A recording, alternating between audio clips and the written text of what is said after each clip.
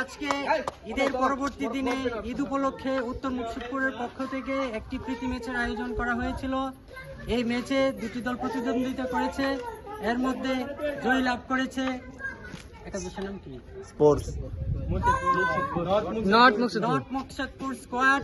এবং এই বিজয়ী দলের পক্ষে যিনি ম্যান অফ দ্য ম্যাচ হয়েছেন, দলের জয়ে গুরুত্বপূর্ণ অবদান রেখেছেন, তিনি হচ্ছেন দলের প্রধান প্লেয়ার মোহাম্মদ রহমতুল্লাহ। আমি ওনার কাছে আজকে দলের পুরস্কার, ম্যান অফ দ্য ম্যাচের পুরস্কার প্রদান করছি। রহমতুল্লাহ, এদিকে আসেন।